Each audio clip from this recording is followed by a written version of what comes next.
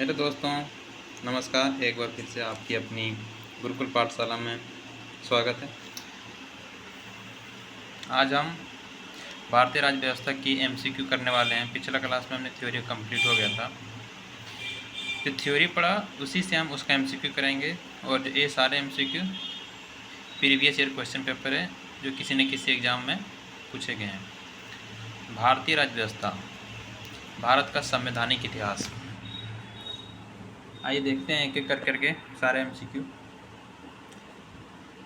पहला एमसीक्यू है, B.R. अम्बेडकर और महात्मा गांधी के मध्य सन 1932 में हस्ताक्षरित पूना समझौता में प्रावधान था। मतलब 1932 में B.R. अम्बेडकर और महात्मा गांधी के जो बीच में पूना समझौता हुआ था,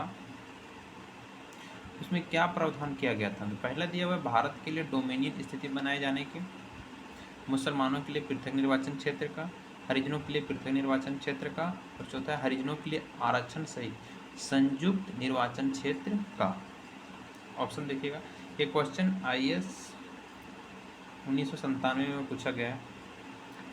तो इसका आंसर हो जाएगा, पहला का हो जाएगा डी, हरिजनों के लिए आरक्षण सहित संयुक्त निर्वाचन क्षेत्र। मतलब हरिजनों को आरक्षण भी मिला और उसके लिए कोई अलग से नहीं, संयुक्त निर्वाचन क्षेत्र की व्यवस्था भी की गई। पहला क्वेश्चन आया, पहला क्वेश्चन B.R. अम्बेडकर और महात्मा गांधी, जो कि सन 1932 में। ये भी क्वेश्चन आता है कि पूना समझौता कब हुआ? 1932 में। किसके बीच में हुआ था? B.R. अम्बेडकर और महात्मा गांधी के बीच में हुआ था। दूसरा क्वेश्चन देखते हैं। दूसरा क्वेश्चन है, रियासतों को हड़पने की नीति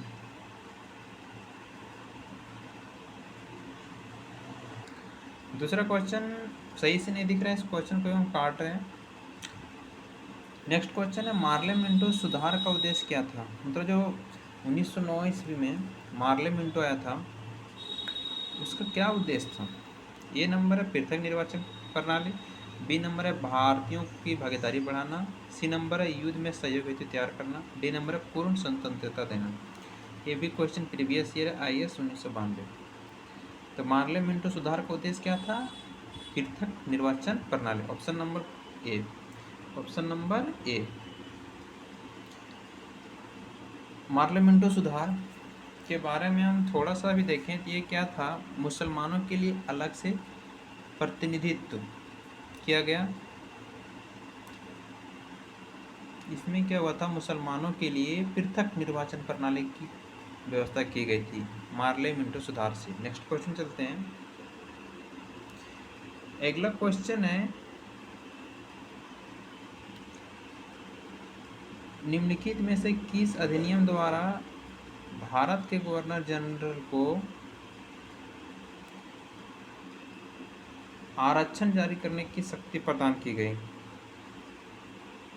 मतलब कौन सा अधिनियम आया था जिसके द्वारा गवर्नर जनरल को जो शक्ति दी गई थी, वो कौन सा एक्ट आया था? तो चार्टर एक्ट 1833, भारत परिषद अधिनियम 1861, भारत परिषद अधिनियम 1892, भारत परिषद अधिनियम 1909। तो किसके द्वारा गवर्नर जनरल को जारी करने की शक्ति प्रदान की गई थी? Option number B. Option number B क्या है? भारत परिषद अधिनियम। आइए हम जरा देखते हैं भारत परिषद अधिनियम क्या था। तो भारत परिषद अधिनियम 1861, इसमें क्या था? गवर्नर जनरल को कार्यकारिणी परिषद का विस्तार किया गया। विभागीय प्रणाली का प्रारंभ कब हुआ था? 1861 में। और गवर्नर जनरल को पहली बार क्या दिया गया? अध्यादेश। यही क्वेश्चन है कि गवर्नर को पहली बार अध्यादेश जारी करने की शक्ति कब प्रदान की गई? तो गवर्नर यहाँ क्या था? अध्यादेश। यहाँ छूट गया है, ये क्या था? अध्यादेश। क्वेश्चन निम्नलिखित में से किस अधिनियम द्वारा भारत गवर्नर जनरल को अध्यादेश जारी करने की शक्ति प्रदान की? भारत परिषद अधिनियम 1861। गवर्नर जनरल को बंगाल, उत्तरी पश्चिमी सीमा प्रांत और पंजाब में विधान परिषद स्थापित करने की शक्ति भी प्रदान की गई। कौन से? भारत परिषद अधिनियम 1861 के। आगे देखते हैं। अगला क्वेश्चन है, सूची 1 तथा सूची 2 को सुमेल कीजिए तथा नीचे दिए गए कूट से सही उत्तर चुनिए। अगस्त घोषणा, अगस्त प्रस्ताव, अगस्त संकल्प, प्रत्यक्ष कार्यवाही दिवस। तो पहले देखते हैं कि अगस्त घोषणा किसके समय आया था? Lord Montagu. अगस्त घोषणा किसके समय आया था? लॉर्ड मॉन्ट। अगस्त प्रस्ताव किसके समय आया था? Lord Lithgow. अगस्त संकल्प किसके समय में आया था? तो अगस्त संकल्प आया था महात्मा गांधी। और प्रत्यक्ष कार्यवाही दिवस मोहम्मद अली जिन्ना लाया था। प्रत्यक्ष कार्यवाही दिवस किसने लाया था? मोहम्मद अली जिन्ना। तो अगस्त घोषणा किसके द्वारा लाया गया? Lord Montagu. अगस्त प्रस्ताव लॉर्ड लिथगो। अगस्त संकल्प महात्मा गांधी। प्रत्यक्ष कार्यवाही दिवस मोहम्मद अली जिन्ना। तो ये का 2 नंबर अगस्त घोषणा लॉर्ड मॉन्टेग्यू। तो ऑप्शन कौन सा जाएगा? Option number A. ध्यान दीजिएगा कि 4 है, अगस्त 3 में है। देखो अगस्त घोषणा जो था वो किसने किया? मॉन्टेग्यू। प्रस्ताव लिथगो। संकल्प महात्मा गांधी। कार्यवाही दिवस मोहम्मद अली जी ने लाया था। नेक्स्ट क्वेश्चन देखते हैं। अगला क्वेश्चन है रेगुलेटिंग एक्ट पारित किया गया। मतलब रेगुलेटिंग एक्ट कब आया था? तो पहला ही था 1773, 1771, 1785, 1793। यूपीपीसीएस 1994 में पूछा गया कि रेगुलेटिंग एक्ट कब पारित हुआ था। हम थोड़ा सा जानते हैं। 1773 का रेगुलेटिंग एक्ट, इसमें क्या था? इस एक्ट के अंतर्गत कलकत्ता प्रेसिडेंसी में ऐसी सरकार स्थापित की गई जिसमें गवर्नर जनरल और उसकी परिषद के 4 सदस्य थे जो अपनी सत्ता का क्या करते थे? संयुक्त रूप से उपयोग करते थे। बंगाल के गवर्नर जनरल को क्या किया गया था? 1773 के रेगुलेटिंग एक्ट में बंगाल के गवर्नर जनरल को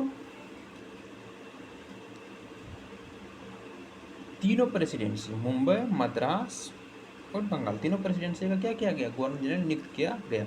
कलकत्ता में 1773 का ही रेगुलेटिंग एक्ट था, उसी के वास्ते क्या हुआ था?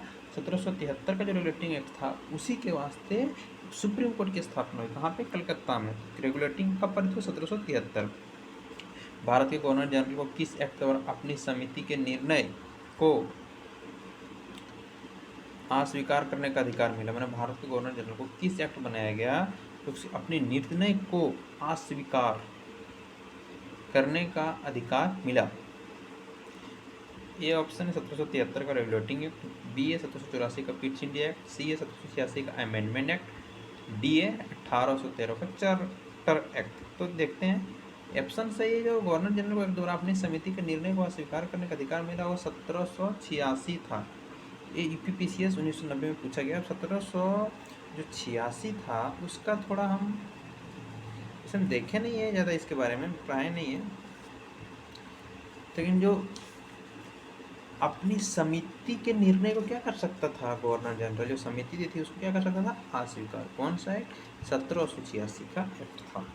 आगे महारानी विक्टोरिया को भारत की समाग्रवी नियुक्त किया गया। मतलब महारानी विक्टोरिया को भारत का कब समाग्रवी नियुक्त किया गया? 1858। 1858 का जो चार्टर अधिनियम था उसके बारे में थोड़ा देखते हैं। 1858 में जो चार्टर अधिनियम था इसमें क्या था? भारत का शासन कंपनी से लेकर ब्रिटिश क्राउन के हाथों में चला। भारत का शासन जो था कंपनी से लेकर ब्रिटिश क्राउन, ब्रिटिश राजा के पास आ गया था। भारत में मंत्रिपरिषद की क्या हो गई थी? व्यवस्था की गई। 15 सदस्यों को भारत परिषद का सृजन हुआ। भारतीय मामलों पर ब्रिटिश संसद का सीधा नियंत्रण स्थापित हो गया था। वही बोल रहा माननीय व्यक्ति को भारत की सामग्री नियुक्त किया गया कब? 1858 में। तो सेहत का क्या हो जाएगा? डी। बीपीएससी 1992 में और 30वीं बीपीएससी में पूछा गया क्वेश्चन। अगला है सामग्री विक्टोरिया ने 1858 में घोषणा में भारतीयों को बहुत सी चीज़ें जानने की आश्वासन दिया था। निम्न आश्वासनों में कौन सी ब्रिटिश ने पूरा नहीं किया? मतलब ब्रिटिश ने कौन सा पूरा? 1858 में जो विक्टोरिया ने दिया था तो उसमें जो कौन सा आश्वासन है था जो विक्टोरिया रानी ने पूरा किया? इसका हम ऑप्शन देखते हैं। इसका थोड़ा जो ब्रिटिश ने उसका पहला है रियासतों को हड़पने की नीति समाप्त कर दी जाएगी। देसी राजवाड़ों की तथा अस्थायी बना रखी जाएगी। भारतीय व यूरोपियन सभी राज्यों को समान व्यवहार मिलेगा। भारतीय के सामाजिक व धार्मिक विश्वासों में कोई हस्तक्षेप नहीं। तो कौन सा पूरा किया था? देसी राजवाड़ों की अथा स्थिति बनाए रखी जाएगी। ये विक्टोरिया ने पूरा किया था। नेक्स्ट क्वेश्चन देखते हैं। अगला है सूची 1 को सूची 2 से मिलाना है। सूरत विभाजन, सांप्रदायिक अधिनिर्णय, सर्वदलीय सम्मेलन, पूर्ण स्वराज का संकल्प। तो सूरत विभाजन कब हुआ था? सूरत विभाजन 1907। सांप्रदायिक अधिनिर्णय ये कब हुआ था? 1932। सर्वदलीय सम्मेलन ये 1928। पूर्ण स्वराज का संकल्प 1929। कौन सा मैच कर रहा है? Option number B. आगे है पार्लियामेंट सुधार बिल किस वर्ष पारित किया गया था? फिर से 1994 बीपीएससी में, 1909 में। कुछ नहीं, मुसलमानों के लिए अतिरिक्त निर्वाचन मंडल प्रारंभ में किसके द्वारा लाया गया था? तो पार्लियामेंट सुधार एक्ट 1909। 1909 के इंडियन काउंसिल एक्ट में किस बात की व्यवस्था की गई? सांप्रदायिक प्रतिनिधित्व की बात की गई थी। नेक्स्ट है मांटेग्यू चेम्स्फोर्ड सुधार में प्रावधानों का सार क्या था? प्रांतों में क्या करना था? दोहरा प्रशासन लाना था। 1946 के कैबिनेट मिशन 3 मंत्रियों से गठित था। निम्नलिखित में से उसका सदस्य कौन नहीं था? मतलब 1946 के जो कैबिनेट मिशन था उसमें 3 मंत्रियों से गठित था, तो उनमें से कौन नहीं? तो लॉर्ड एमरी नहीं था। कौन कौन था? लॉरेंस था, क्रिप्स था और अलेक्जेंडर था। 1946 कैबिनेट मिशन 3 मंत्रियों से था, तो वो अलेक्जेंडर, लॉरेंस और क्रिप्स था। कैबिनेट मिशन योजना के विषय में कौन सी सही नहीं है? कैबिनेट मिशन प्रांतीय सामूहिकीकरण, भारतीय सदस्यों द्वारा अंतरिम मंत्रिमंडल की स्वीकृति, संविधान निर्माण का अधिकार। जो कैबिनेट मिशन आया था उसका प्रांतीय समूहीकरण करना था, भारतीय सदस्यों बलों का अंतरिम मंत्रिमंडल बनाना था, संविधान निर्माण करना था, लेकिन पाकिस्तान स्वीकृति ये नहीं करना था। ये ऑप्शन क्या हो जाएगा? सही हो जाएगा। नेक्स्ट क्वेश्चन चलते हैं। अगला क्वेश्चन है भारत का संविधान लागू होने तक स्वतंत्रता के पश्चात इसका शासन किसके अंतर्गत चलाया गया? तो 1935 भारत सरकार अधिनियम 1935 से चलाया गया। जब तक संविधान नहीं बना तब तक भारत का नहीं। भारतीयों को वर्ष 1947 में सार्वभौम सत्ता सौंपने की योजना निम्न में से किस नाम से जानी गई? तो सार्वभौम सत्ता सौंपने की योजना माउंटबेटन योजना के नाम से जानी गई। कौन सुमेल नहीं है? मार्ले मिंटो सुधार, भारत शासन 1935 कैबिनेट मिशन, साइमन कमीशन। देखो तो मार्ले मिंटो सुधार था वो सांप्रदायिक से सही है। 1935 का जो स्वशासन से था, कैबिनेट मिशन संविधान का सभा गठन, साइमन कमीशन तो भारत विभाजन, ये गलत है, ऑप्शन सही है। नेक्स्ट देखते हैं। अगला है निम्नलिखित को सही ढंग से मिले। भारत सरकार अधिनियम 1919। तो भारत सरकार अधिनियम 1919 में क्या था? प्रांतों में द्वैत शासन। तो एक का यहाँ से मिला, 1 का 3। बी भारत सरकार अधिनियम 1935। भारत सरकार अधिनियम 35 में प्रांतीय पार्लियामेंटो सुधार 1909। इसमें क्या था? पार्लियामेंटो सुधार 1909 में सांप्रदायिक निर्वाचन। भारत परिषद अधिनियम 1861। भारत परिषद अधिनियम 1861 इसमें क्या था? सती प्रथा का अंत। अधिनियम 1858 इसमें क्या था? ब्रिटिश शासन शक्ति में आया। नेक्स्ट क्वेश्चन देखते हैं। तो ऑप्शन नंबर बी हो जाएगा। अखिल भारतीय महासंघ स्थापित करने का प्रावधान शामिल किया गया था। अखिल भारतीय महासंघ स्थापित करने का प्रावधान भारत सरकार अधिनियम 1935 में शामिल किया गया था। Next page. निम्नलिखित में से किस अधिनियम ने केंद्र में द्वैत शासन प्रणाली को स्थापित किया? तो केंद्र में द्वैत शासन प्रणाली 1935। संघीय प्रणाली का पहला अवसर भारत सरकार अधिनियम द्वारा दिया गया। संघीय प्रणाली का पहला अवसर 1935 भारत सरकार अधिनियम 1935। किस अधिनियम की प्रमुख विशेषता प्रांतीय स्वायत्तता थी? 1935। भारत में सचिव का पद किसके द्वारा नियुक्त किया? भारत सरकार अधिनियम 1858।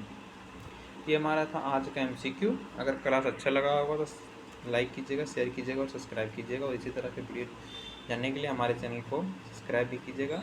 गुरुकुल पाठशाला में बने रहिए। जय हिंद दोस्तों।